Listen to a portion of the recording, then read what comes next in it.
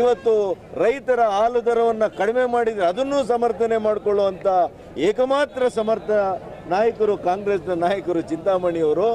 ಅವ್ರನ್ನ ಪೂಜೆ ಮಾಡ್ತಾರೆ. ಇಷ್ಟರಲ್ಲೇ ರೈತರು, ಈ ಜಿಲ್ಲೆಯ ರೈತರು ಪೂಜೆ ಮಾಡ್ತಾರೆ.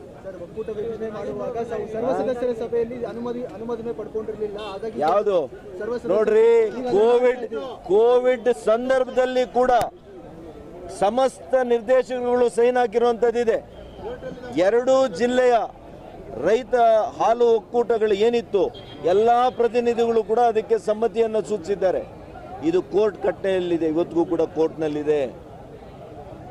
ಎಂಥ ರಾಜಕಾರಣ ಮಾಡಿದ್ದಾರೆ, ಎಂಥ ಅರಾಜಕತೆ ಮಾಡಿದ್ದಾರೆ. ಅವರ ಆತ್ಮಸಾಕ್ಷಿಗೆ ಅನುಗುಣವಾಗಿ ನಡ್ಕೊಂಡಿದ್ದಾರೆ. ಕೇಳಿ, ಅವ್ರಿಗೆ ಆತ್ಮಸಾಕ್ಷಿ ಇಲ್ಲ, ಅದಕ್ಕೋಸ್ಕರನೇ ಈ ರೀತಿಯಲ್ಲಿ ನಡ್ಕೊಂಡಿದ್ದಾರೆ.